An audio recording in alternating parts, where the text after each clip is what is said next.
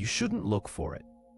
But on a moonless All Hallows Eve, if you find yourself on a lonely Irish road, where the fog tangles in the thorns and the air smells of wet earth and decay, you might see it. Don't listen for footsteps. Listen for the silence after them. A heavy boot squelching in the bog mud, and then nothing. A pause that lasts just a little too long. And that's when you'll see it. Out in the darkness, where no man could possibly walk, a single flickering light, a pinprick of sickly orange, bobbing and weaving. It isn't a lost traveler. It isn't a welcoming light. It is a curse. It is a hungry thing.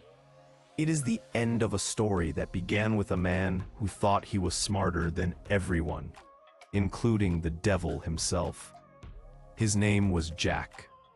We call him Stingy Jack now, but in his time, he was a thing to behold. Jack wasn't just a common drunkard or a petty thief. He was an artist. His tongue was silver, his mind was a steel trap, and his heart was a cold, small, locked box. He had a charisma that could charm a bird from a tree right before he wrung its neck for dinner.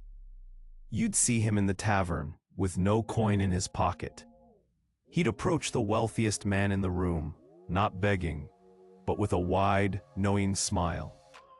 "That's a fine coat," he'd say, but the man who owns it looks troubled. An hour later, Jack would be drinking the man's finest ale. 2 hours later, Jack would have the man's coat, and by the end of the night, Jack would have the man's coin purse.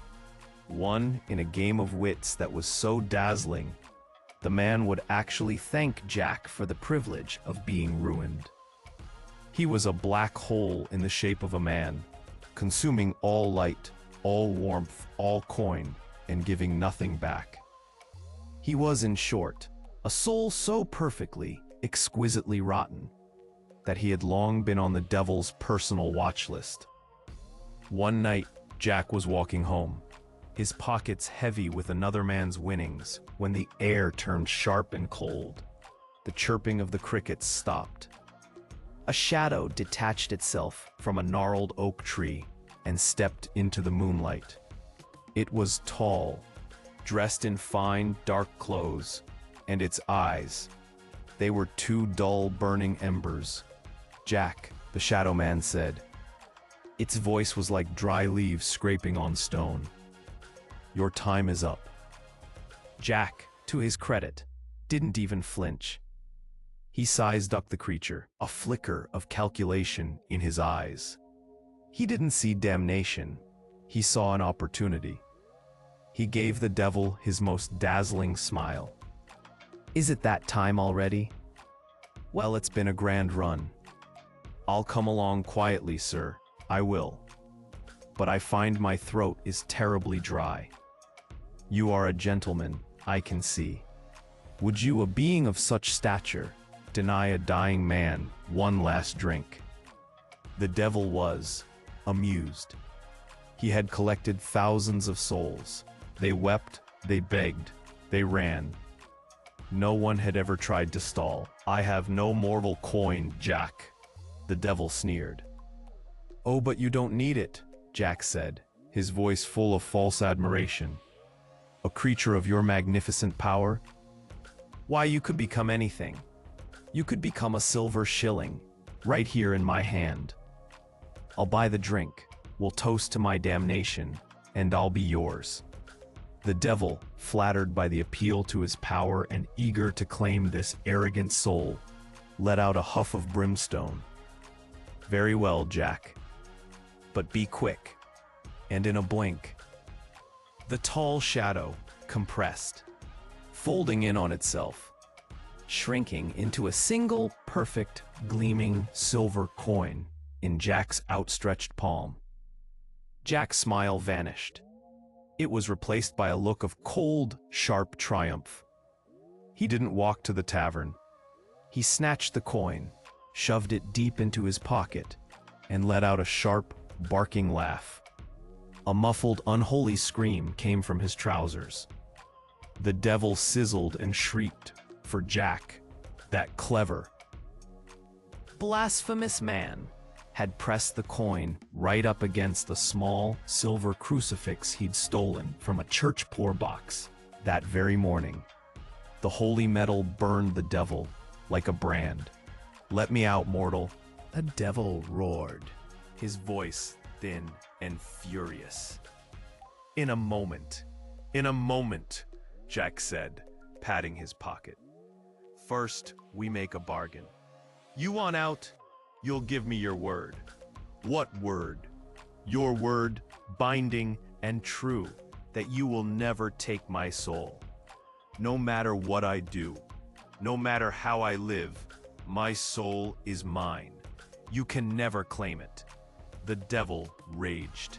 He burned. The fabric of Jack's pocket smoldered, but he was trapped. The crucifix held him fast. He had no choice. "You have my word, Jack," he screamed. "I will never take your soul. Now release me." Jack, with a grin that split his face, reached into his pocket and tossed the coin onto the road. It burst into a column of fire and sulfur, and the devil stood there, trembling with a rage that was absolute. "You will regret this, Jack," he hissed. "I don't think I will," Jack said, jingling his other, real coins. A promise is a promise. The devil vanished, and Jack lived. He lived on, believing he had beaten the system. He became worse. With no fear of hell, he became a monster of manipulation. He cheated, he lied, he stole, he broke hearts and ruined lives, all with that same charming smile. He grew old, bitter, and lonely. His heart so small and hard it was barely human. And then, one cold autumn night, his body just gave out. He died as he lived, alone, in a ditch, clutching a stolen piece of bread. His soul, a thin, gray wisp, felt a pull. It floated up and up and up, until it stood before the pearly gates. They were magnificent, shining with a light so pure it hurt to look at. St. Peter stood there, his face carved with a profound sadness. He didn't even consult the great book. "Jack," Peter said, and his voice was not angry, just final. "We have watched you. We watched you use your gifts to sow only misery. We watched you defile a holy symbol to trap a creature of darkness. Your heart is a locked room, Jack. There is no place for you here." The gate slammed shut with the sound of 1,000 thunderclaps. Jack's soul fell. Down, down, down, through the cold, silent dark until he landed on cracked, black obsidian. Before him loomed another set of gates, forged of iron and fire. He wasn't worried. He had a contract. He knocked confidently. The gates groaned open, and there, sitting on a throne of basalt, was the devil. He wasn't holding a pitchfork. He wasn't raging. He was smiling. A wide, slow, terrible smile. "Jack," the devil said, his voice dripping with mock sympathy. "So good to see you again. Come to visit?" "Visit? I'm here to stay," Jack scoffed. "Heaven turned me out, the fools. So here I am, as per our arrangement." The devil threw his head back and laughed. It was the sound of grinding stone and shattering glass. "Oh, Jack, you truly are a master. You tricked me once, it's true, but you were a fool to the last." He stood, his form seeming to fill the entire cavern. "Our arrangement, our binding promise, was that I would never take your soul."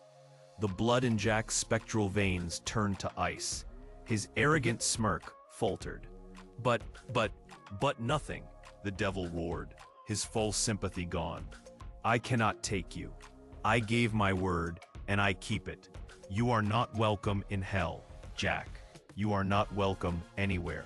The great gates of hell began to swing shut. Jack, for the first time in his life or death, felt true panic. He scrambled forward. No, wait, you can't. Where am I to go? Where am I supposed to go? It's dark. It's so cold and dark out here. The gates slammed, leaving only a small gap. The devil's glowing red eyes peered through. Your problem, Jack, not mine.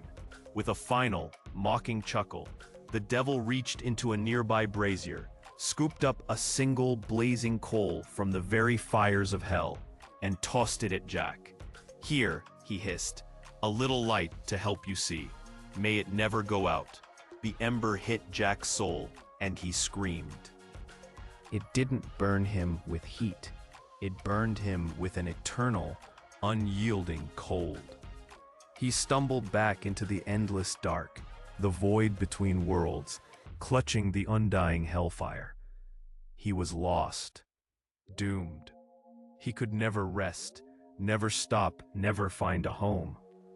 To carry the burning coal, his bitter spirit found the echo of a large, gnarled turnip he had stolen from a farmer. With his sharp nails and his all-consuming spite, he clawed at it, hollowing it out. He carved a face into its side, a grotesque, leering mockery of the smile he had once used to fool the world.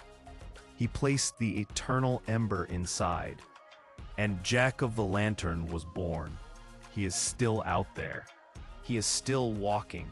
He wanders the dark roads and the lonely bogs, forever trapped between heaven and hell. He is the flicker in the corner of your eye, the light in the marsh, the ghost who is forever lost and forever furiously angry. And that is why we carve our own lanterns on this night. We take pumpkins now, bigger and brighter than his sad little turnip. We carve faces in them and put a candle inside, setting them on our doorsteps and in our windows. They are not decorations, they are wards. They are a message, lit in the darkness, to tell that wandering, bitter spirit, no, Jack, you are not welcome here, either.